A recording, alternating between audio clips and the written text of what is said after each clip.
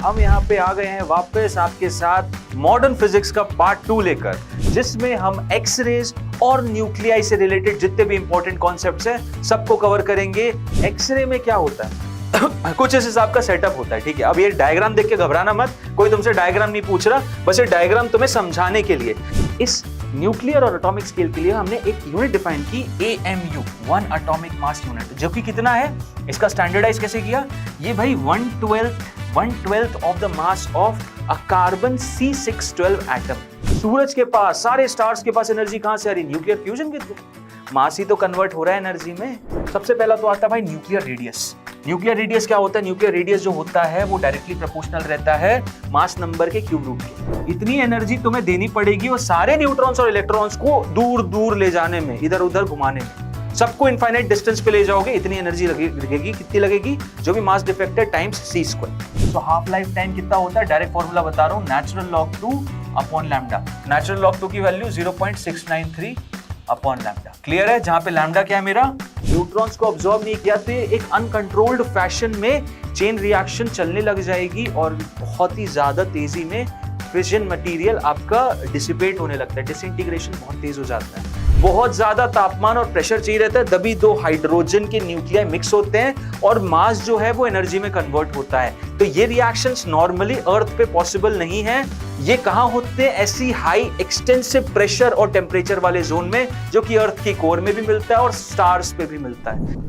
Hello everyone, कैसे हो आप लोग यार, क्या हाल चाल है आप लोगों के। हम यहाँ पे आ गए हैं वापस आपके साथ मॉडर्न फिजिक्स का पार्ट 2 लेकर।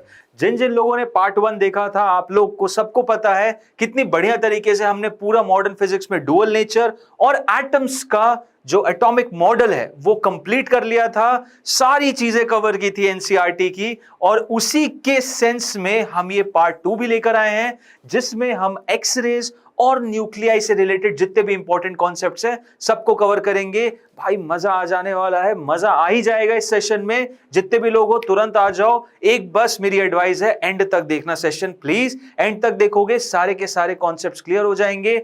Each and everything is from NCERT. इससे रिलेटेड क्वेश्चन आते हैं, जैसा मैं आपको बता चुका हूं। मॉडर्न फिजिक्स से आप मान के चलो 3 से 4 क्वेश्चन आने डन बात है। बहुत फेवरेट टॉपिक है नीट का, हर बारी क्वेश्चन पूछता है। और सबसे बेस्ट बात बताता हूं, इतने सरल क्वेश्चन होते हैं, इतने ज्यादा इजी क्वेश्चन होते हैं कि कोई ट्रबल तो है ही नहीं।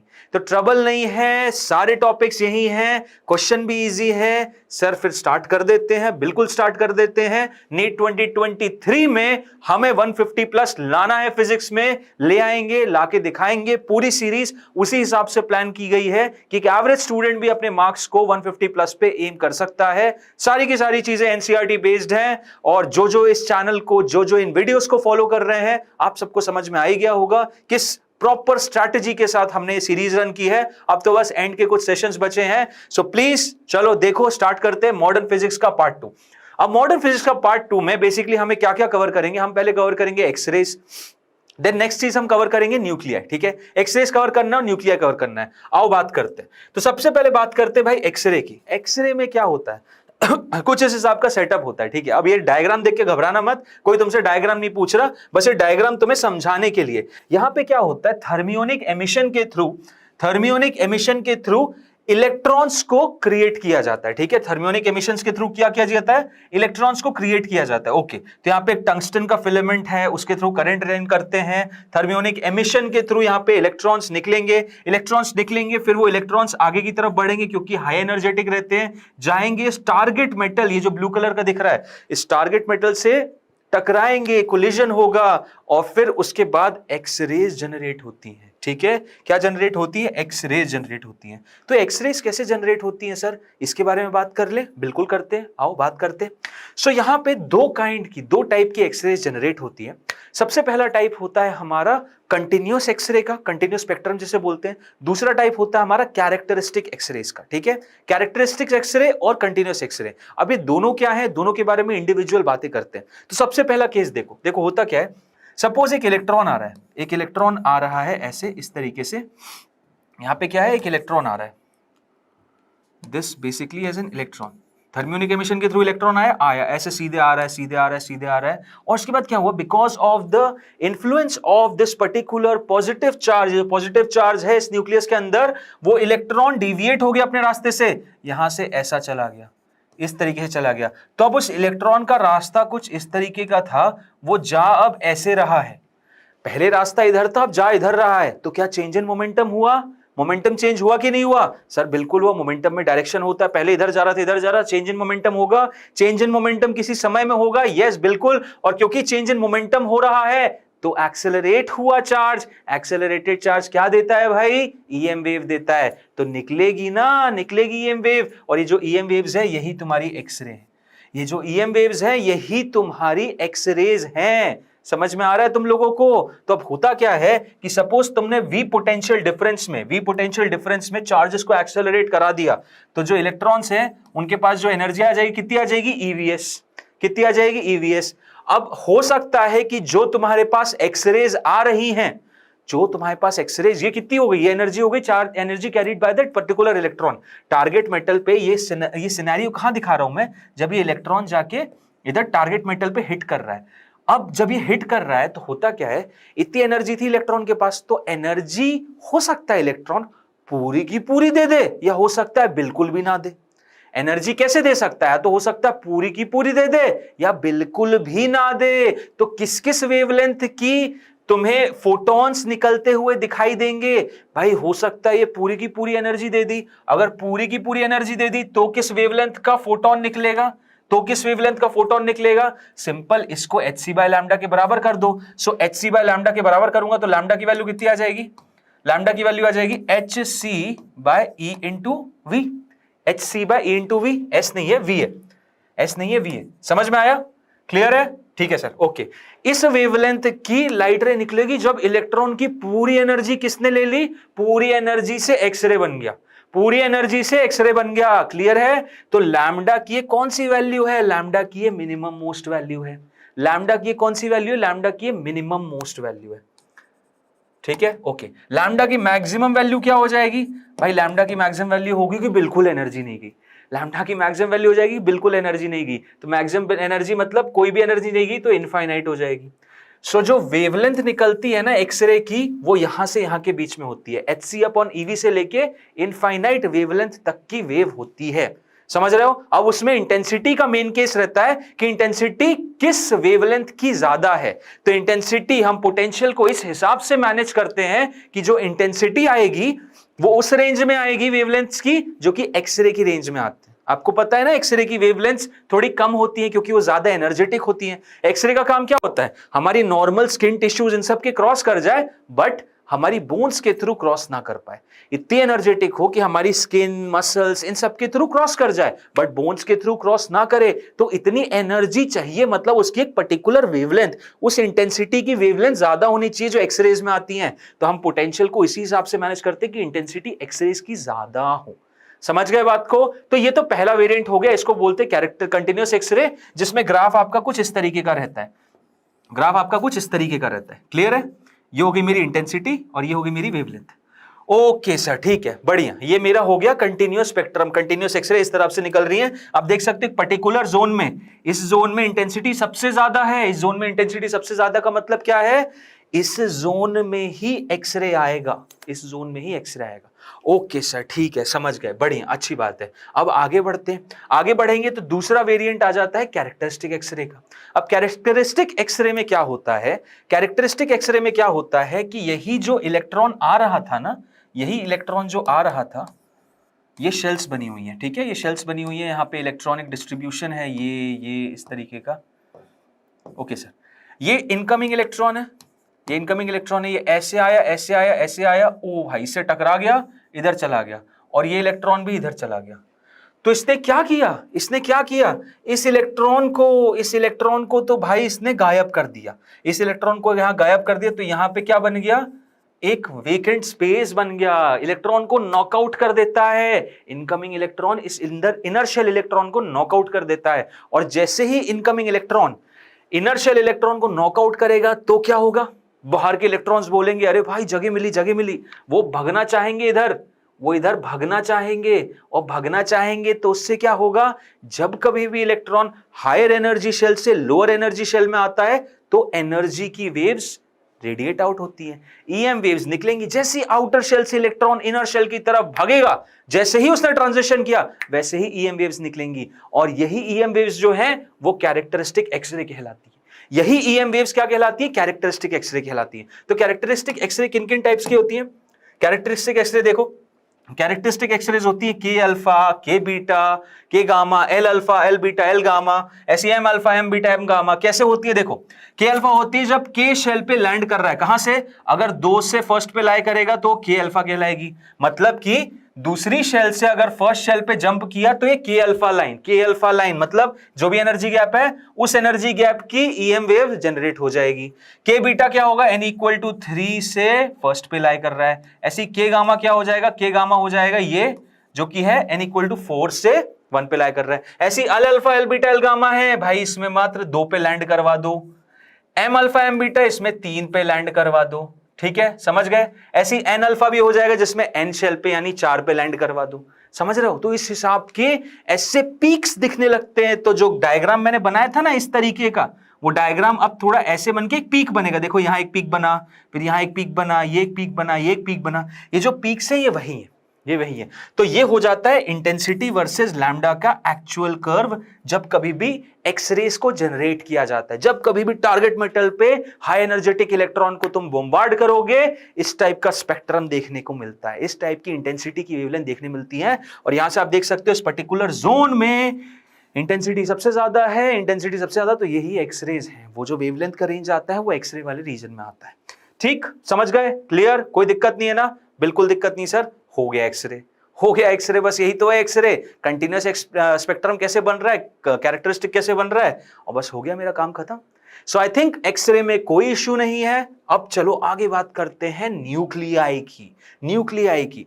सो न्यूक्लियाई में क्या होता है, न्यूक्लियाई क्या है, रदरफोर्ड मॉडल ने बताया, फिर उसके बाद हमने बोहर मॉडल में समझा। दोनों ने एक ही चीज बोली कि भाई centre of the atom, atom का पूरा मास एक पर्टिकुलर एरिया, एक पर्टिकुलर जोन में कॉन्सेंट्रेटेड है और वो उसके बीच में लाई करता है। वो क्या है, वही न्यूक्लियस, वही न्यूक्लियस है। वहां पे पूरे प्रोटॉन्स, न्यूट्रॉन सब पैक्ड अप है, सब पैक्ड अप है, और that is our particular nucleus, जिसमें न्यूट्रॉन भी पार्टिसिपेंट है और प्रोटॉन भी पार्टिसिपेंट है। दोनों एक साथ कहलाते हैं न्यूक्लियॉन्स। क्या कहते हैं उनको, न्यूक्लियॉन्स। ओके ओके, बढ़िया, ठीक है। अब जरा इनकी कुछ प्रॉपर्टीज की बात करते हैं। इससे रिलेटेड प्रॉपर्टीज क्या होती हैं, इससे रिलेटेड चीजें क्या होती है, रेडियो एक्टिविटी क्या होता है, न्यूक्लियर फिजन फ्यूजन क्या होता है, न्यूक्लियर रिएक्टर कैसे वर्क करता है, सबके बारे में बात करेंगे, सबके बारे में बात करेंगे। तो आओ, सबसे पहले तो एक बहुत इंपॉर्टेंट एंटिटी जानने की जरूरत है, AMU, that is atomic mass unit. क्योंकि देखो जब आप बहुत छोटे स्केल पे जा रहे हो, एक इलेक्ट्रॉन पे जा रहे हो, एक न्यूट्रॉन, प्रोटॉन, सब पे जा रहे हो, तो भाई मास बहुत छोटा है, मास बहुत छोटा है, ठीक है, मास बहुत ज्यादा छोटा है। मास ऑफ प्रोटॉन होता है 1.6 इंटू 10⁻⁻27 kg। सोच रहे हो, मैंने 10⁻⁻27 kg, ऐसी मास ऑफ न्यूट्रॉन भी उसी रेंज में आता है। इलेक्ट्रॉन हो जाता है 9 इंटू 10⁻31 kg। सोचो इतना छोटे छोटे मासेस हैं, तो इन मासेस के लिए हमें एएमयू डिफाइन करना जरूरी है, ठीक है, एटॉमिक मास यूनिट। अब एटॉमिक मास यूनिट एक स्टैंडर्ड, जैसे 1 किलो मैंने एक स्टैंडर्ड बना रखा है ना, एसआई यूनिट सिस्टम क्या करता है, एसआई यूनिट सिस्टम जहां भी बना हुआ है उसने 1 किलो का एक स्टैंडर्ड वजन ले लिया है। अब उसके कंपैरिजन में वो 1-1 किलो के सिक्के, कॉइन सब बना दिए उसने और बता दिया ये 1 किलो, इसको मेजर कर लो। उसी हिसाब से हमने इस न्यूक्लियर और एटॉमिक स्केल के लिए हमने एक यूनिट डिफाइन की, एएमयू, 1 एटॉमिक मास यूनिट, जो कि कितना है, इसका स्टैंडर्डाइज कैसे किया, ये भाई 1/12 of the mass of a carbon C612 atom. इस एटम का जितना वजन है उसका 1/12वां हिस्सा ही मेरा 1 एएमयू है, जिसका वजन अल्टीमेटली आ जाता है 1.66 इंटू 10⁻⁻27 kg, ठीक है, ओके। अब सुनो, ये तो सब डेटा दिया हुआ है, एमई इतना हो जाएगा तो ये इतना हो गया, मास ऑफ प्रोटॉन इतना हो जाता है, मास ऑफ न्यूट्रॉन इतना। अच्छा, एक और मजे की बात बताता हूं, मास ऑफ न्यूट्रॉन और प्रोटॉन कैलकुलेशन में तो ऑलमोस्ट सेम ही लेते, कितना 1.67 इंटू 10⁻⁻27, बट रियल में बोलूं तो न्यूट्रॉन प्रोटॉन से थोड़ा सा भारी होता है। रियल में बोलूं तो न्यूट्रॉन क्या होता है, थोड़ा सा भारी होता है। आप देख सकते हो रियल में, ये नोट बनाना जरूरी है कि mass of neutron is actually greater than the mass of proton. ठीक है, ओके सर, बढ़िया। ऐसी मास ऑफ हाइड्रोजन की बात करूंगा तो वह mass of electron plus mass of proton जितना वही हो जाएगा। ठीक, ओके। अब आपने एक बड़ी फेमस इक्वेशन सुनी होगी, E is equal to delta M C square, है ना? सुनी है ना, सबने सुनी होगी, E is equal to delta M C square. अब वो क्या थी? That is basically the mass energy equivalent relationship जो कि आइंस्टाइन ने दी हुई है। उससे क्या मतलब समझ में आता है? न्यूक्लियाई नाम के चैप्टर में तो बहुत ज्यादा मतलब समझ में आता है। मतलब ये है कि एनर्जी जो है वो एक मास का ही रूप है, या मास जो है वो एक एनर्जी का ही रूप है।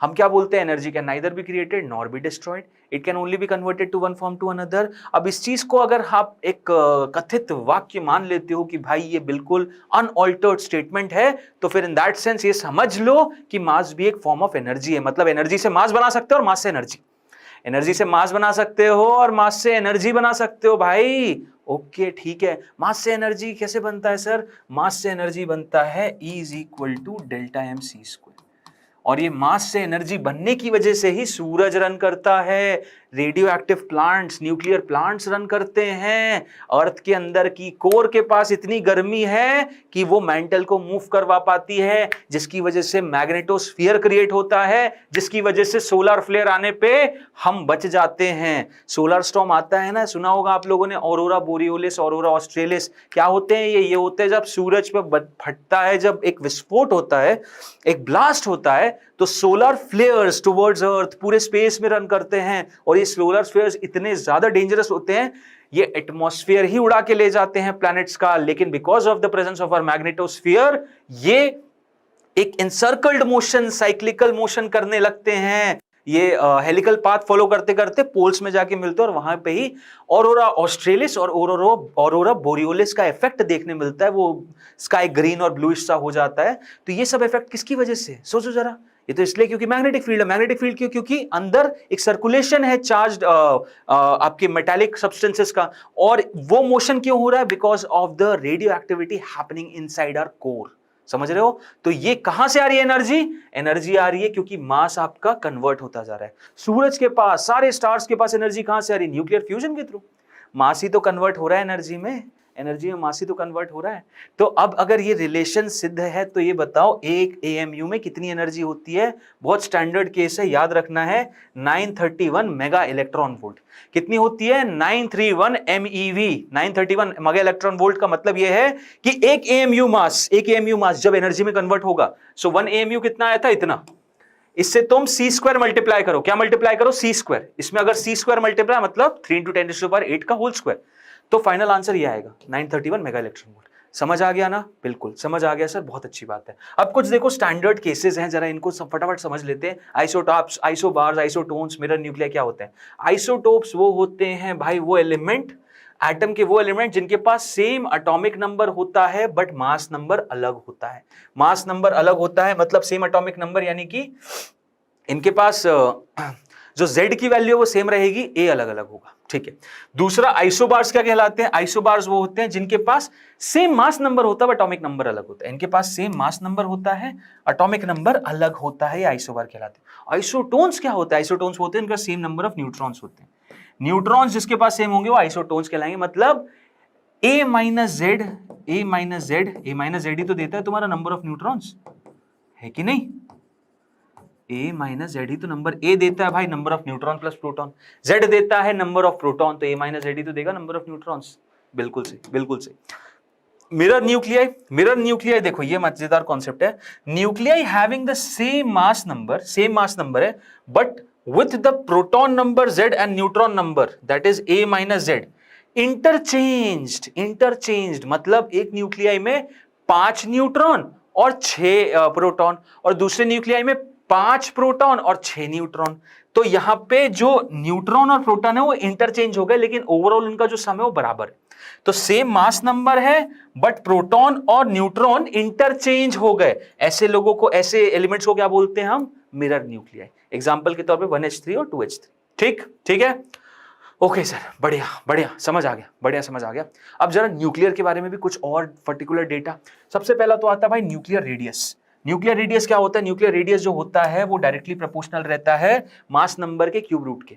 R is directly proportional to a raised to the 1/3, proportionality हटाऊं, R0 मल्टीप्लाई करूं, R0 की वैल्यू है क्या? यस वैल्यू है 1.2 फर्मामीटर। 1.2 फर्मामीटर कितना होता है? 1.2 इंटू 10⁻⁻50। ठीक है, बढ़िया सर।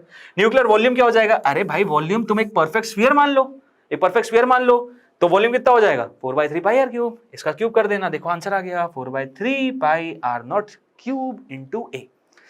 ठीक है, वॉल्यूम भी निकाल लिया, बढ़िया। सर डेंसिटी बता दो, डेंसिटी बता दो। कोई नहीं, मास डिवाइडेड बाय वॉल्यूम कर दो, डेंसिटी आ जाएगी और चौंक जाओगे डेंसिटी की वैल्यू सुन के। देखो डेंसिटी कर दी, मास अपॉन वॉल्यूम। देखो देखो भाई डेंसिटी कितनी ज्यादा भयावह है, कितनी ज्यादा वैल्यू है डेंसिटी की। 2.38 इंटू 10⁻17 kg पर मीटर क्यूब। मतलब 1 मीटर क्यूब में, 1 मीटर क्यूब में जहां 1000 लीटर पानी भी स्टोर हो पाता है, सोचो पानी की डेंसिटी कितनी है? 1000 लीटर स्टोर हो पाता है 1 मीटर क्यूब या 1000 kg पर मीटर क्यूब। ठीक है, इतनी डेंसिटी है ना। ये है भाई साहब 2.38 इंटू 10⁻17 kg पर मीटर क्यूब। मतलब मर्क्यूरी शर्माजा है जो कि बहुत ज्यादा डेंस लिक्विड है, 13.6 इंटू 10⁻3 kg पर मीटर क्यूब जिसमें होता है, इसके पास कितना ज्यादा kg है, तो बहुत ज्यादा डेंस होता है एक न्यूक्लियस। आई थिंक ये आपको एनालिसिस क्लियर है। नेक्स्ट कॉन्सेप्ट पे चलते हैं जो कि है मास डिफेक्ट। अब मास डिफेक्ट का कॉन्सेप्ट ये है कि ये बोलता है कि जब हमने एक न्यूक्लियस को देखा, हमने एक न्यूक्लियस को देखा, तो न्यूक्लियस किससे बना? भाई प्रोटॉन से और न्यूट्रॉन से। ठीक है, तो हमने क्या किया? प्रोटॉन्स और न्यूट्रॉन्स का वजन नापा। वजन अभी पता कर गए एएमयू में। ठीक है, हमने न्यूट्रॉन्स का वजन नापा, प्रोटॉन का वजन नापा, दोनों का वजन लिया, ऐड किया, मतलब मास को ऐड किया, देखा आ गया कुछ एक्स वैल्यू आ गई। ओके, फिर हमने एक न्यूक्लियाई को निकाला, उसी के जो न्यूक्लियाई के अंदर थे उनके प्रोटॉन और न्यूट्रॉन को ऐड कर दिया, फिर हमने उस न्यूक्लियाई का वजन किया। तो मैं शॉक हो गया इस बात से कि न्यूक्लियाई का जो वजन है, न्यूक्लियाई का जो वजन है वो प्रोटॉन और न्यूट्रॉन के मास के एडिशन से कम क्यों आ रहा है भाई? समझो इस बात को, बोलिए रहा हूं। एक न्यूट्रॉन था जिसमें कुछ नंबर ऑफ न्यूट्रॉन्स थे, 2 न्यूट्रॉन 2 प्रोटॉन थे, तो मैंने 2 न्यूट्रॉन और 2 प्रोटॉन का मास ले लिया, इसका मास ले लिया, ठीक है, और इस न्यूक्लियस का भी मास ले लिया, तो मैं थोड़ा संतुष्ट रहता अगर ये इससे थोड़ा ज्यादा आ जाता, तो बोलता कुछ अलग सी भी चीजें आ गई। ये थोड़ा सा इससे ज्यादा होता तो बोलता चल भाई ये तो है ही, और साथ में कुछ और 2-4 मसाले वसाले डाल दिए होंगे, इसीलिए जाके ये थोड़ा ज्यादा हैवी हो गया। बट अल्टीमेटली मैं क्या नोटिस कर रहा हूं, इसका वजन तो इससे भी कम है। मतलब मैं और मेरा दोस्त, मैं 80 वो भी 80, हम दोनों 160 बैठ गए एक किसी भी मतलब मासलेस एक बॉक्स में बैठ गए, मासलेस बॉक्स में, जिसका मास नहीं है, और हम बोल रहे हैं हम दोनों का भाई, हम मेरा 80 उसका 80, 160 किलो, और वो बॉक्स के साथ हमको मेजर कर रहे हैं तो वो आ रहा है 150 किलो। हम शॉक्ड, ये क्या है? तो हम यही सोचेंगे तो वेइंग मशीन खराब है, बट ऐसे वेइंग मशीन खराब नहीं हुई, हमने 3-4 वेइंग मशीन में देख लिया, तब भी सीन सेम ही रहा, इसका वजन इससे कम था। अब ये कम को कैसे जस्टिफाई करोगे? कम को जस्टिफाई ऐसे करोगे कि बेसिकली जो मास का एक डिफेक्ट आता है ना, वो कहाँ यूज होता है? ये मास का डिफेक्ट बेसिकली यूज होता है इन न्यूट्रॉन प्रोटॉन जो कि बहुत ज्यादा दूर थे, उनको ऐसे पास लाके, इतना पास लाके एक न्यूट्रॉन के एक न्यूक्लियस के अंदर भरने में, तो इसको भरने में एक एनर्जी जाती है, उसको भरने में एक एनर्जी जाती, हाँ जी, तो जो मास डिफेक्ट है वो वहां एनर्जी में चला गया। ठीक है, समझ गए बात को? अब तुम्हें अलग करना है तो तुम्हें उतनी ही एनर्जी देनी पड़ेगी, समझो इस बात को।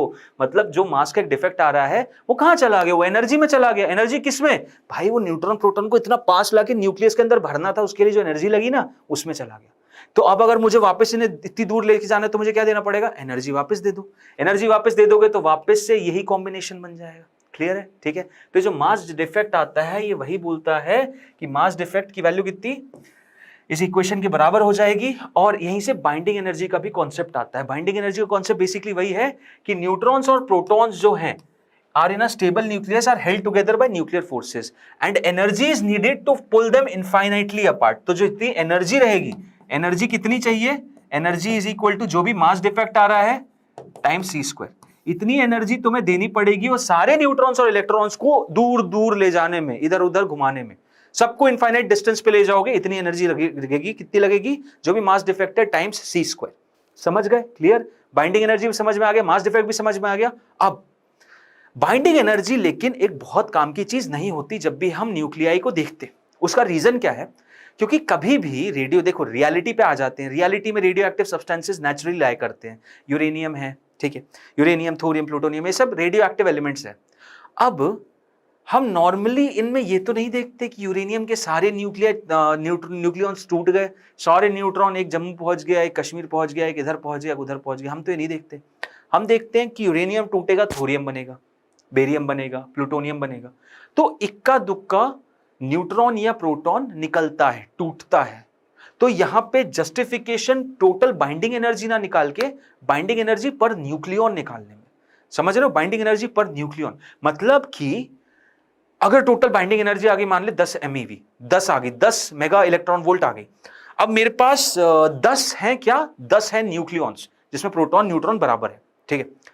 अब मेरे पास 10 न्यूक्लियॉन्स हैं, तो मैं उस total binding energy divided by number of nucleons कर दूंगा, तो मुझे क्या मिल जाएगा? मुझे बाइंडिंग एनर्जी पर न्यूक्लियॉन मिल जाएगी। मतलब एक न्यूक्लियॉन को निकालने में कितनी एनर्जी लग रही है वो निकल जाएगी, वो पता चल जाएगी। समझ में आ रहा है? सो बाइंडिंग एनर्जी पर न्यूक्लियॉन ये है जो टोटल बाइंडिंग एनर्जी आ रही है divided by the total number of nucleons. Total number of nucleons मतलब मास नंबर, इससे डिवाइड कर दो तुम्हें क्या पता चल जाएगा? उससे तुम्हें पता चल जाएगा बाइंडिंग एनर्जी पर न्यूक्लियॉन, एक न्यूक्लियॉन को निकालने में कितनी एनर्जी लगती है, ठीक है। और ये बहुत अच्छा एंटिटी, बहुत अच्छा फिगर देता है मेरे को समझने के लिए कि न्यूक्लियाई कितना स्टेबल है, क्योंकि जितनी ज्यादा बाइंडिंग एनर्जी पर न्यूक्लियॉन रहेगी उससे मुझे समझ में आ जाएगा कि हाँ भाई इस न्यूक्लियाई को नहीं छेड़ना, क्योंकि इसकी बाइंडिंग एनर्जी पर न्यूक्लियन बहुत ज्यादा है, एक न्यूक्लियन को निकालने में इतनी ज्यादा एनर्जी लग रही है, ठीक है वो स्टेबल रहेगा। जिसकी एनर्जी बहुत छोटी है उसको साइड से निकाल लूंगा, वो अनस्टेबल रहेगा। और यही अनस्टेबिलिटी पे रेडियो एक्टिविटी का कॉन्सेप्ट डिपेंड करता है। तो आओ ग्राफिकली समझने की कोशिश करते हैं। जब मैंने बाइंडिंग एनर्जी पर न्यूक्लियन को मास नंबर से रिलेट किया तो देखो इस टाइप का ग्राफ आया,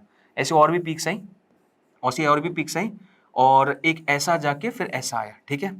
ये वाली पीक थोड़ी ज्यादा हो गई ऊपर, ठीक है, ऐसी पीक्स आती गई। तो मैंने ये देखा भाई कि ये Fe है, Fe है ये, ठीक है। सो मैंने ये देखा बाइंडिंग एनर्जी पर न्यूक्लियन इन एलिमेंट्स की बाइंडिंग एनर्जी पर न्यूक्लियन कम होती है, और ऐसे ही मैक्सिमम जाती है एक पर्टिकुलर एलिमेंट की जो कि है आयन। आयन का जो न्यूक्लियाई है सबसे ज्यादा स्टेबल होता है, रीजन बीइंग क्योंकि उसकी बाइंडिंग एनर्जी पर न्यूक्लियन सबसे ज्यादा होती है। आयन से तुम्हें एक न्यूक्लियन चुराने के लिए बहुत ज्यादा अमाउंट ऑफ एनर्जी लगेगी, और इसलिए आयन का न्यूक्लियर सबसे ज्यादा स्टेबल होता है। आयन उस तरफ जाओगे तो और nuclear binding energy per nucleon छोटी होती जा रही है, तो वहां से निकालना आसान भी है, और बहुत ज्यादा हैवी न्यूक्लियस भी हो जाते हैं, इसलिए भी टूटते हैं।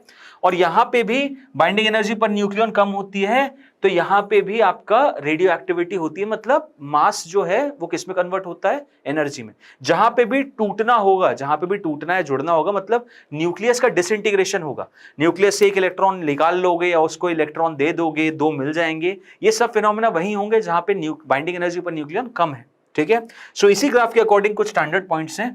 पहला पॉइंट तो ये, some nuclei with mass number, जिनका मास नंबर 20 से कम होता है, इनके पास large binding energy per nucleon than their neighbouring nucleon, ठीक है। फॉर एग्जांपल ये रहे, ठीक है, these nuclei are more stable than their neighbors, ठीक है। Binding energy per nucleon is maximum for the nuclei of mass number 56 20 Fe 26 56, मतलब ion का सबसे ज्यादा होता है। इसकी वैल्यू कितनी होती है? 8.8 मेगा इलेक्ट्रॉन वोल्ट। इतनी एनर्जी चाहिए हर एक न्यूक्लियन को निकालने के लिए, सिर्फ प्रोटॉन या न्यूट्रॉन को। जो भी न्यूक्लियाई 56 से ज्यादा है उनकी बाइंडिंग एनर्जी वापस घटने लगती है, ठीक है, और 56 से पहले वालों की भी बाइंडिंग एनर्जी कम होती है, ठीक है। ये जो रीजन देखते हो आप, यहां पे जब भी रेडियो एक्टिविटी होती है, यहां पे मोस्टली न्यूक्लियर फ्यूजन होता है। क्या होता है? न्यूक्लियर फ्यूजन होता है। और यहां पे क्या होता है? यहां पे न्यूक्लियर फिजन होता है। क्लियर है? न्यूक्लियर फिजन क्यों होता है? न्यूक्लियर फिजन इसलिए होता है यहां पे क्योंकि हैवी न्यूक्लियाई है। न्यूक्लियाई बहुत हैवी, बहुत सारे इसमें न्यूक्लियॉन्स है, तो टूटेंगे छोटा वाला बनेगा। यहां पे न्यूक्लियन बहुत कम है, बहुत कम है, तो यहां पे दो जुड़ के हायर ऑर्डर के न्यूक्लियाई बनते हैं जो कि ज्यादा स्टेबल, ठीक है, जैसे हाइड्रोजन हीलियम में बनता है। ये this is the fuel for sun, right? Two hydrogen molecules they are fusing with each other and forming a helium nuclei. So ये जो होता है, यही प्रोसेस तो सन स्टार्स पे होता है, तभी तो एनर्जी क्रिएट होती है, ठीक है। We'll be looking into it, इनके बारे में बात करेंगे। आई थिंक ये बाइंडिंग एनर्जी पर न्यूक्लियन का कर्व आपको क्लियर है। अब आओ जरा न्यूक्लियर फोर्सेस के बारे में भी कुछ जानकारी ले लेते हैं, कुछ इंपॉर्टेंट पॉइंट्स। तो देखो यार, आप लोगों ने जरूर सुना होगा इस चीज को, nuclear force is one of the 4 fundamental forces, ठीक है, जिसमें सबसे ज्यादा स्ट्रॉन्गेस्ट कोई है तो यही स्ट्रॉन्ग न्यूक्लियर फोर्स है। रीजन बीइंग क्योंकि एक न्यूक्लियस के अंदर जो कि ऑलरेडी इतना ज्यादा कॉम्पैक्ट साइज का है, जब आप neutron proton neutron proton neutron proton को इस तरीके से भर दोगे तो होगा क्या कि यार ये जितने भी प्रोटॉन्स हैं एक दूसरे पे रिपल्सिव फोर्सेस लगाएंगे। अभी रिपल्सिव फोर्सेस लगाएंगे तो इतने छोटे वॉल्यूम में कैसे रह सकते हैं? वो तभी रह सकते हैं जब इन रिपल्सिव इलेक्ट्रोस्टैटिक फोर्सेस को काटने के लिए एक अट्रैक्टिव फोर्स भी लगे, और वो अट्रैक्टिव फोर्स लगता है, कौन सा है? That is known as our strong nuclear force. ठीक है, सो इसके कुछ points, nuclear forces are short range. Obviously हम एक दूसरे में तो एक्सपीरियंस नहीं कर सकते, मैं मेरे भाई के साथ खड़ा हूं, हमें भी न्यूक्लियर फोर्स लग रहा है, ना हो पाएगा भाई, दैट्स नॉट पॉसिबल। बहुत शॉर्ट रेंज होता है, फर्माई स्केल पे जाता है, इसी रेंज में आएंगे तभी फोर्स लग सकता है। Okay, nuclear forces are much stronger than electromagnetic. Obviously, nuclear forces are independent of charges. Yes, nuclear force protons के बीच में भी है, न्यूट्रॉन्स के बीच में, इवन प्रोटॉन्स और न्यूट्रॉन्स के बीच में भी है। ठीक है, so it is independent of charge, charge पे डिपेंड नहीं करता, कोई उसका सेंस नहीं है चार्ज के साथ। देन अब नेक्स्ट टॉपिक जो सबसे इंपॉर्टेंट है, जिससे ही न्यूमेरिकल आता है, जिससे रिलेटेड न्यूमेरिकल करवाऊंगा अभी मैं, रेडियो एक्टिविटी। अब रेडियो एक्टिविटी क्या बोलता है? तो जहां पे भी जैसा मैंने बताया अनस्टेबल न्यूक्लियाई है, क्या है? अनस्टेबल न्यूक्लियाई है। अब अनस्टेबल न्यूक्लियाई होगा तो क्या होगा? वो टूटेगा या फिर वो किसी और न्यूक्लियाई से जुड़ेगा, मतलब या तो न्यूक्लियर फ्यूजन होगा या न्यूक्लियर फिजन होगा। अब फ्यूजन होगा, फिजन होगा, ये बेसिकली डिपेंड करता है radio activity, law of radio activity पे। ठीक है, तो radio activity is basically the spontaneous emission of radiation, alpha beta gamma radiation, जिसके थ्रू एक अनस्टेबल न्यूक्लियाई स्टेबल न्यूक्लियाई की तरफ बढ़ता है। ठीक है, एक अनस्टेबल न्यूक्लियाई स्टेबल न्यूक्लियाई में टूट जाता है, and that occurs through emission of radiations. कौन कौन से? Alpha radiation, beta radiation, gamma radiation. Okay, इसी को हम रेडियो एक्टिविटी बोलते हैं। ठीक है, और ये हमारे रदरफोर्ड भाई साहब ने पढ़ी थी। ओके, बढ़िया। तो अभी किन किन तरीकों से होता है? तो एक तरीका तो होता है अल्फा डीके, दूसरा होता है बीटा डीके, तीसरा होता है गामा डीके। इन तीन के ही माध्यम से आपका रेडियो एक्टिविटी अकर करती है। अल्फा डीके में क्या होता है? अल्फा डीके में हमेशा एक अल्फा पार्टिकल रिलीज होता है। अब अल्फा पार्टिकल क्या है? तो भाई एक हीलियम में से जब 2 इलेक्ट्रॉन तुम चुरा लोगे, बेसिकली हीलियम का जो न्यूक्लियस है, हीलियम का जो न्यूक्लियस होता है वही अल्फा पार्टिकल होता है। अल्फा पार्टिकल क्या होता है? This is basically the nucleus of helium atom. Helium atom का जो न्यूक्लियस है वही अल्फा पार्टिकल होता है। तो जैसे कि यहां देख सकते हो तुम, अल्फा डीके में क्या हुआ? ये यूरेनियम 19238, इसने एक अल्फा पार्टिकल रिलीज किया, क्या बन गया? थोरियम बन गया 90, थोरियम 234। ठीक है, और एक अल्फा पार्टिकल रिलीज हो गया, ये मेरा अल्फा पार्टिकल। ओके, पहला मिशन क्लियर है। दूसरा क्या होता है? दूसरा होता है बीटा डीके। अब beta decay basically, beta decay में वीक न्यूक्लियर फोर्सेस का कॉन्सेप्ट आता है, जो कि मेरा एक 4 फंडामेंटल फोर्सेस में एक पार्ट है। कौन कौन से होते हैं भाई? Gravitational, weak nuclear, then electromagnetic, and fourth is strong nuclear. एकदम ऑर्डर वाइज बताया, सबसे छोटा ग्रेविटेशनल, सबसे ज्यादा इंटेंसिव होता है कौन सा? Strong nuclear. ठीक है, ओके ओके। अब बीटा डीके में बेसिकली वीक न्यूक्लियर फोर्सेस का आता है एलिमेंट, इसलिए याद रखना, इसलिए पॉइंट आउट करा है। अब बीटा डीके भी 2 तरीकों से होती है। एक होती है बीटा नेगेटिव डीके, एक क्या होती है? बीटा नेगेटिव डीके, और एक होती है बीटा प्लस डीके। ओके, अब बीटा नेगेटिव डीके में क्या होता है कि एक आपका पर्टिकुलर एलिमेंट है XZ है, अब वो YZ+1 A में टूट रहा है, और यहां पे एक बीटा नेगेटिव पार्टिकल डीके हो रहा है, निकल रहा है। तो देख लो, एटॉमिक नंबर सेम है, atomic number mass number same है, इसका मास नंबर तो कुछ होता ही नहीं, इसका मास नंबर 0, बस एटॉमिक नंबर रहता है। ठीक है, इसका मास नंबर कुछ नहीं होता, इसका मास नंबर कुछ नहीं होता, बस इसका एटॉमिक नंबर होता है। तो -1 Z+1 Z ही बनेगा। ठीक है, एक चीज और बस इंपॉर्टेंट है, जब भी बीटा नेगेटिव डीके होती है, साथ ही साथ एक और एलिमेंट रिलीज होता है जो कि कहलाता है आपका एंटी न्यूट्रिनो। क्या बोलते हैं उसको? Anti neutrino. ओके, ठीक है सर, बढ़िया। ऐसी बीटा पॉजिटिव डीके भी होता है, बीटा पॉजिटिव जिसे पॉजिट्रॉन भी बोलते हैं। बीटा पॉजिटिव डीके में क्या होता है? यहाँ पे वही XZ है, एक बीटा पॉजिटिव दिया, इनका वापस से वही जोड़ना, इनका वापस से Z नहीं होगा, इनका अच्छा ये Y है, क्या है ये Y है, एलिमेंट चेंज हो गया ना यार। ठीक, ये Y है, तो Z-1+1 Z हो जाएगा। अब जब भी बीटा+1 डीके होता है तो साथ ही साथ एक और एलिमेंट भी रिलीज होता है जिसे बोलते हैं न्यूट्रिनो। क्लियर है? बीटा पॉजिटिव देख लिया, बीटा नेगेटिव देख लिया, गामा रेडिएशन देखते हैं। गामा डीके में बस सिंपल सी चीज ये होती है कि जो तुमने लेवल्स पढ़े हैं, एनर्जी लेवल्स पढ़े हैं कहां पे? एटॉमिक शेल्स में। वैसे ही एनर्जी लेवल्स कहां होते हैं? न्यूक्लियस के अंदर भी होते हैं। जैसे एनर्जी लेवल्स एटॉमिक शेल्स में पढ़े, वैसे एनर्जी लेवल्स न्यूक्लियस के अंदर भी होते हैं। तो जब भी एक डिके होता है, जब भी एक डिके होता है किसी एटम का, अल्फा डिके हुआ मान लो, तो अल्फा डिके होने के बाद जो न्यूक्लियॉन्स रहते हैं न्यूक्लियस के अंदर, वो थोड़े हाई एनर्जेटिक स्टेट में रहते हैं। वो कहां रहते हैं? न्यूक्लियस के अंदर भी, ये समझो न्यूक्लियस के अंदर भी एनर्जी लेवल्स है।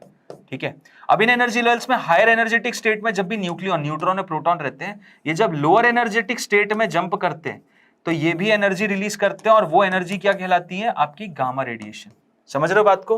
तो गामा रेज मोस्टली कब होती है? जब एक ऑनगोइंग एमिशन हो रहा है अल्फा या बीटा डिके का, तो उसी में से बीच में क्या होता है कि मान लो अल्फा डिके हुआ, जैसे मान लो पहले पे आते हैं अल्फा डिके हुआ। अभी जो थोरियम है ना, ये थोरियम थोड़ा हायर एक्साइटेड स्टेट में है अपने न्यूक्लियस में, न्यूक्लियस के अंदर न्यूक्लियस थोड़े हायर एक्साइटेड स्टेट में, जिसको मैं स्टार से दिखाता हूं। यही नीचे गिर जाएगा और वही 90 थोरियम 234 रहेगा और इसको ऐसे जनरेट करेंगे, 0 गामा 0 वो हो रहा है और बेसिकली ये एनर्जी के फॉर्म में गामा रेज देता है। ठीक है, समझ गए बात को? तो यहां पे कोई भी मास नंबर एटॉमिक नंबर में चेंज नहीं आता, बस प्योर एनर्जी रिलीज होती है, प्योर एनर्जी रिलीज होती है, ये कहलाता है आपका गामा डीके। समझ गए? क्लियर है? कोई प्रॉब्लम नहीं है?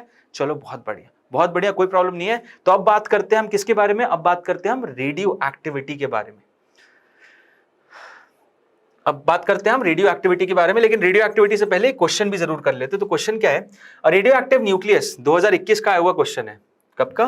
नीट 2021 का आया हुआ क्वेश्चन है। ओके, तो अब देखो क्वेश्चन क्या बोलता है। रेडियो एक्टिव न्यूक्लियस है XZ है, ये अंडरगो कर रहा है spontaneous decay in the sequence era.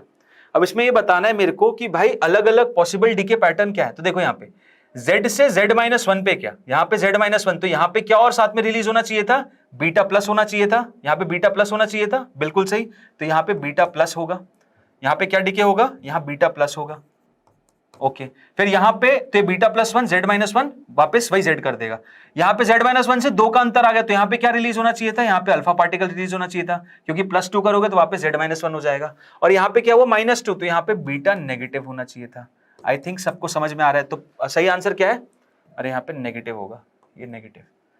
ठीक, सही आंसर क्या है? Beta negative. तो कौन सा ऑप्शन सही बैठ रहा है भाई? ये रहा मेरा सही ऑप्शन, ऑप्शन नंबर सी। ठीक है, समझ में आया? 2021 का क्वेश्चन हमने कर लिया। अब इसको कर लिया तो आओ बात करते हैं फाइनली रेडियो एक्टिविटी के बारे में। ठीक है, सो यार अब स्टार्ट करते हैं हम डिस्कशन जो कि है रेडियो एक्टिविटी के बारे में। ठीक है, सो रेडियो एक्टिविटी जैसा कि अभी सब आप देखते आए, जहां जहां पे अनस्टेबल न्यूक्लियाई का केस आएगा। किसका केस? अनस्टेबल न्यूक्लियाई का। मतलब अगर हेवियर न्यूक्लिया है तो वो टूटेगा, और अगर लाइट न्यूक्लिया है तो वो जुड़ के बड़ा बनेगा। मतलब न्यूक्लियर फ्यूजन और फिजन के केसेस आएंगे, जिनके बारे में हम इंडिविजुअली अच्छे से डिस्कशन करेंगे कमिंग स्लाइड्स में। बट ऑल इन ऑल अभी आपको ये पता होना चाहिए कि जितने भी रेडियो एक्टिव एलिमेंट्स हैं वो ब्रेक होते हैं, उनके न्यूक्लियाई ब्रेक होते हैं। अब ये जो ब्रेकिंग होती है न्यूक्लियाई की, रेडियो एक्टिविटी होती है, ये एक पर्टिकुलर लॉ के अकॉर्डिंग होती है। क्या है लॉ? लॉ बेसिकली ये बोलता है कि सपोज करते हैं t=0 पे नंबर ऑफ न्यूक्लियाई जो थे वो n0 थे। कितने थे? n0 थे। अब कुछ समय बाद क्या होगा? t=0 पे ये रहा हिसाब, जब n0 न्यूक्लियाई है और ये न्यूक्लियाई भी ब्रेक बिल्कुल नहीं हो रहा। ठीक है, ये सपोज न्यूक्लियाई ब्रेक होके A से B बन रहा है। ओके, अब किसी t=t टाइम में क्या हो गया? ये नंबर ऑफ न्यूक्लियाई जो हो गए वो कितने हो गए? Na हो गए। कितने हो गए? Na हो गए। मतलब n0 से टूटना स्टार्ट हुआ और अब वो Na हो चुके हैं, और B कितने बन गए हैं? अब वो Nb बन चुके हैं। मतलब टोटल नंबर ऑफ न्यूक्लियाई पहले अगर n0 थे तो अब कितने हैं? Na और Nb। तो इन दोनों का सम कितना हो जाएगा? n0 के बराबर। ठीक है, अब ये जो टूटने का रेट है, ये जो एक्टिविटी जिसको बोलते हैं हम, the rate with which the molecules the nuclei is breaking, और बेसिकली रेडियो एक्टिव रिएक्शन किस रेट पे हो रही है, that is governed as DNA/dt। है ना? समझ में आया? मतलब the rate of change, the rate of disintegration of the molecules is governed as, जितने भी मॉलिक्यूल्स उस समय हैं, that is going to be directly proportional to जितने भी मॉलिक्यूल उस समय है उस पे। ठीक है, मतलब सपोज अगर किसी टाइम t पे मेरे पास जो नंबर ऑफ मॉलिक्यूल्स है वो n है, तो जो रेट ऑफ डिसइंटीग्रेशन हो जाए कितना हो जाएगा? dN/dt will be directly proportional to the number of molecules which are present at that moment.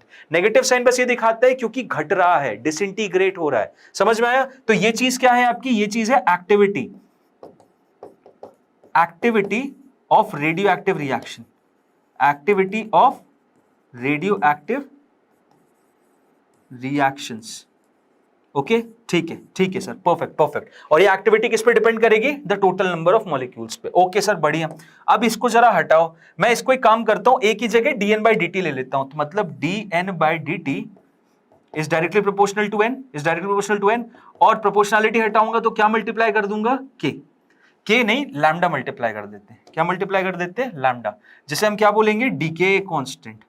क्या बोलेंगे भाई? Decay constant. क्लियर है? यस सर, क्लियर है। अब इसको क्या करो, dN/n यहां ले लो और ये ले लो -of λ dt। ठीक है, इंटीग्रेट कर देते हैं, इंटीग्रेट कर देते दोनों तरफ। लैम्डा यहां पे क्या हो गया, लैम्डा हो गया मेरा decay constant, lambda is the decay constant over here. Okay, so dn by n कितना हो जाएगा, the integration of dn by n will be equal to minus of lambda integration dt। चलो आओ, अब एक बात बताओ, t इक्वल टू 0 पे मेरे पास कितने नंबर ऑफ मॉलिक्यूल्स थे? तो t इक्वल टू 0 पे सर मान लेते मेरे पास number of molecules n naught थे, और t इक्वल टू t पे मेरे पास नंबर ऑफ मॉलिक्यूल्स कितने हैं सर, n है, कोई भी n है, कोई भी जनरलाइज्ड n है।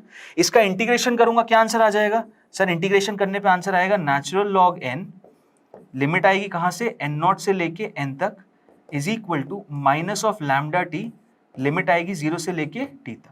ठीक है, ओके, अपर लिमिट रखो, लोअर लिमिट रखो, और फाइनल वैल्यू बताओ, फाइनल वैल्यू कितनी आ रही है sir? Natural log n upon n naught is equal to minus of lambda t. So n upon n naught e की power minus lambda t, that means n will be equal to n naught e raise to the power minus lambda t. कुछ समझ में आया? समझ में आया? मतलब जो टोटल नंबर ऑफ मॉलिक्यूल्स रहेंगे वो टाइम वेरिंग फंक्शन है, किसी भी मोमेंट पे जो टोटल नंबर ऑफ मॉलिक्यूल्स रहेंगे वो कितने रहेंगे? That is going to be n naught e raise to the power minus lambda into t। ये कितने हैं total number of molecules which are there, which are remaining, जो कि डिसइंटीग्रेट नहीं हुए हैं। तो सर डिसइंटीग्रेट कितने हो गए वो कैसे पता करेंगे? डिसइंटीग्रेट कितने हो गए वो कैसे पता करेंगे? ये n क्या है? ये n ये बताता है number of molecules which have not disintegrated, जितने अभी बचे हुए हैं। तो डिसइंटीग्रेट हो जाएंगे वो कैसे पता करेंगे? ठीक है, ये क्या है मेरा, this is number of molecules, number of molecules which are present, which are present. Present का मतलब ये डिसइंटीग्रेट नहीं हुए हैं, नॉट डिसइंटीग्रेटेड। तो नंबर ऑफ मॉलिक्यूल्स जो कि डिसइंटीग्रेट हो गए, जिसे n डैश बोलूंगा, वो कितना हो जाएगा? कैपिटल n नॉट में से n को घटा दो, n नॉट में से n को घटा दो, तो क्या पता चल जाएगा मुझे? वो मॉलिक्यूल्स पता चल जाएंगे जो कि डिसइंटीग्रेट हो चुके हैं। समझ में आया? तो these are what, these are number of molecules which are disintegrated. n naught में से n को घटाओ, देखो फाइनल एक्सप्रेशन क्या आएगा, n dash will turn out to be n naught 1 minus e raise to the power minus of lambda into t। What is this n dash? n dash क्या है? n dash है number of molecules which have disintegrated, clear? जितने डिसइंटीग्रेट हो चुके हैं वो यहां पे लिखे हुए हैं, number of molecules which have disintegrated is equal to n dash is equal to n naught 1 minus e raise to the power minus of lambda into t। समझ में आया? कुछ क्लियर है कि नहीं? ये क्या है जो टोटल नंबर ऑफ मॉलिक्यूल्स अभी हैं, ये क्या है जो total number of molecules disintegrate हो चुके हैं। ठीक है, क्लियर है? समझ गए? एकदम समझ गए सर, मजा आ गया, बहुत अच्छे से मजा आ गया। पूरा लॉ ऑफ रेडियो एक्टिविटी आपने समझा दिया, क्लियर कट अंडरस्टैंडिंग हो गई है। ठीक है, आओ अब अगर ये समझ में आ गया तो एक और मजेदार चीज समझो, हाफ लाइफ टाइम क्या होता है। हाफ लाइफ टाइम मतलब मॉलिक्यूल अगर पहले n नॉट था तो n नॉट बाय 2 कितनी देर में हो जाएगा? समझ रहे हो क्या बोल रहा हूं? अगर पहले n नॉट था तो n नॉट बाय 2 कितनी देर में हो जाएगा? अगर n नॉट बाय 2 था तो n नॉट बाय 4 कितनी देर में हो जाएगा? मतलब जितना है उससे आधा होने में कितना समय लगेगा? That basically is known as the half life time. So half life time कितना होता है? डायरेक्ट फॉर्मूला बता रहा हूं, natural log 2 upon lambda. Natural log 2 की वैल्यू 0.693 अपॉन लैम्डा। क्लियर है? जहां पे लैम्डा क्या है मेरा?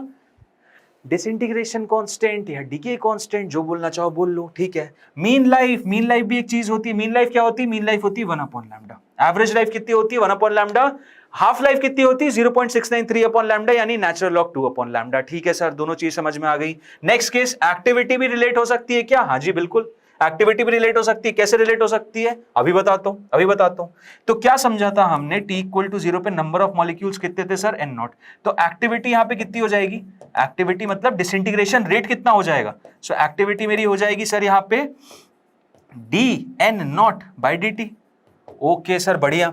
t इक्वल टू t पे क्या है? नंबर ऑफ मॉलिक्यूल्स n थे, तो यहां पे एक्टिविटी कितनी हो जाएगी? यहां पे एक्टिविटी हो जाएगी dn बाई dt। कुछ समझ आ रहा है? इसको मैं n एक्टिविटी बोल देता हूं, इसको मैं एक्टिविटी नॉट बोल देता हूं। क्लियर है? इसको मैं क्या बोलूंगा? a नॉट बोलूंगा, और इसको मैं क्या बोलूंगा? इसको a बोलूंगा। ओके सर, बढ़िया बढ़िया बढ़िया। अभी जस्ट हमने एक इक्वेशन समझी। क्या थी इक्वेशन सर? इक्वेशन थी n is equal to n naught e raise to the power minus of lambda t. समझी थी क्या? हाँ जी सर, बिल्कुल समझी थी। अच्छा, इस पॉइंट पे dn नॉट बाई dt कितना हो जाएगा सर? इस पॉइंट पे dn नॉट बाई dt तो हो जाएगा sir minus of lambda into n naught. Yes, और इस पॉइंट पे dn बाई dt हो जाएगा sir minus of lambda into n. हाँ है ना? बिल्कुल सर बिल्कुल। तो ये n equal to n naught की जगह मैं ये लिख सकता हूं minus lambda n is equal to minus lambda n naught is equal to e raise to the power minus lambda multiply कर दिया, बस माइनस लैम्डा एन क्या है? dn नॉट बाई dt, जो कि क्या है? a नॉट, जो कि क्या है? an, सॉरी ये हो जाएगा minus lambda at A, so A will be equal to A naught e raise to the power minus lambda t. तो नंबर ऑफ मॉलिक्यूल्स ही नहीं, एक्टिविटी भी रिलेट होती है। एक्टिविटी भी कैसे वेरी होती है? A is equal to A naught e raise to the power minus lambda T. समझ आया कि नहीं आया? समझ आया तो भाई बहुत अच्छी बात है, बहुत अच्छी बात है अगर समझ आ गया। सो एक्टिविटी भी इसी हिसाब से रिलेटेड होती है। ओके सर बढ़िया, अब जरा क्वेश्चन करवाओ, क्वेश्चन में ही मजा है। तो देखो 2019 का क्वेश्चन क्या? Rate of radioactive disintegration at an instant for a radioactive sample of half life is 2.2 into 10 raised to the power minus 9. Second is rate जो है, रेट है ये is rate of radioactive disintegration at an instant for a radioactive sample of half life इतना is. अच्छा rate ये है, rate कितना है? dn बाई dt जो है that is 10 raise to the power 10, ठीक है। और हाफ लाइफ कितनी है? हाफ लाइफ जो है, हाफ लाइफ होगी मेरी 2.2 into 10 raised to the power 9. 2.2 into 10 raised to the power 9. The number of radioactive atoms in that sample at that instant is. इस इंस्टेंट पे नंबर ऑफ मॉलिक्यूल्स कितने रहेंगे? कोई दिक्कत नहीं। अभी जस्ट मैंने एक चीज पढ़ी, dn बाई dt जो होता है that is equal to minus of lambda times n होता है। dn बाई dt क्या होता है? Minus of lambda times n। n negative sign बस ये दिखाते हैं घट रहा है, तो ठीक है घट रहा है बिल्कुल, dn बाई dt नेगेटिव में ले लेंगे, नेगेटिव कैंसिल हो जाएगा।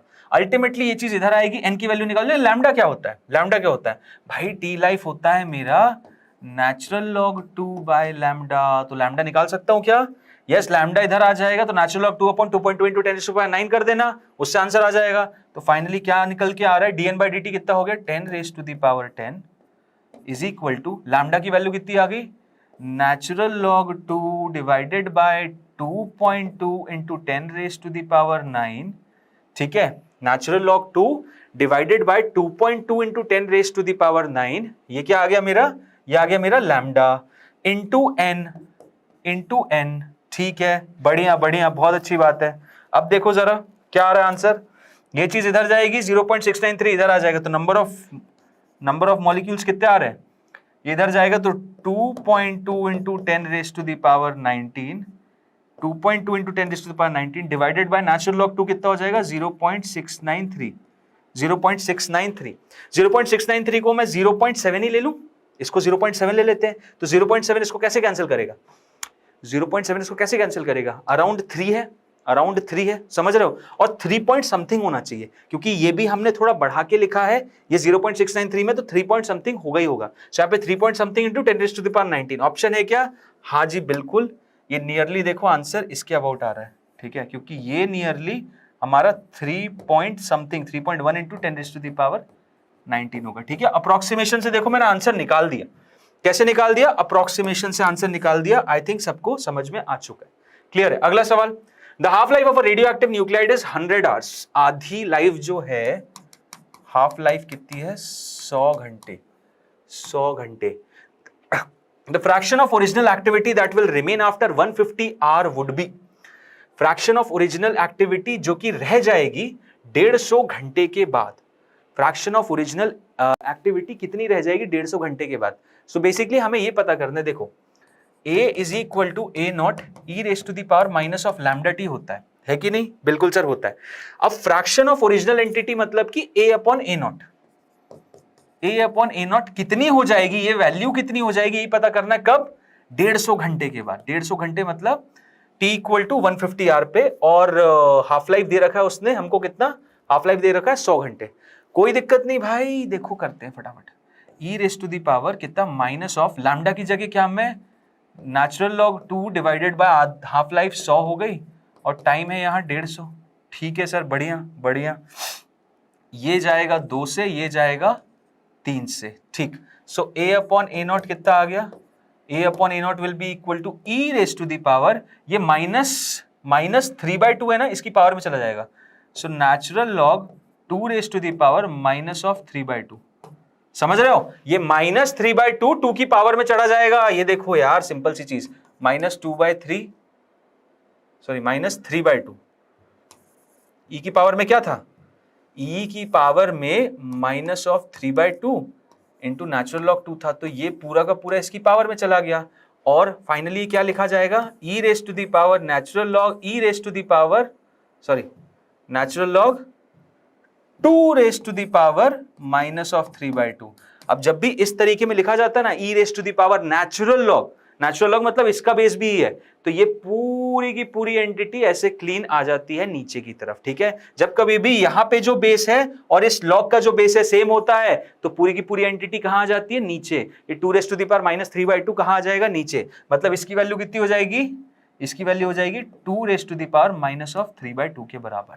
समझ में आया, 2 रेस टू द पावर हाँ 2 रेस टू द पावर -3/2 के बराबर। ओके सर, बढ़िया। तो A/A0 कितना आ रहा है, A/A0 आ जाएगा, ये नेगेटिव में ले आओ, 2 क्यूब 8 है और 8 का अंडर रूट होता है 2√2, सो 1/2√2। ये आ गया मेरा फ्रैक्शन, ये क्या आ गया मेरा fraction. So option number B is the correct answer. Clear, 2021 का सवाल है, देखो कितनी आसानी से कर दिया हमने। ओके सर, बढ़िया। अब आप बात करते हैं न्यूक्लियर फिजन और फ्यूजन के बारे में। सो न्यूक्लियर फिजन क्या होता है, न्यूक्लियर फिजन होता है आपका जब हेवियर न्यूक्लियाई टूट जाता है छोटे छोटे न्यूक्लियाई में, डॉटर न्यूक्लियाई में। Whenever a mother nuclei breaks into daughter nuclei, उसको न्यूक्लियर फिजन बोलता है। जो हायर हेवियर न्यूक्लियाई होते हैं ना 56 से, मतलब जो आपने बाइंडिंग एनर्जी पर न्यूक्लियन का जो कर्व देखा था, जो इस तरीके का था,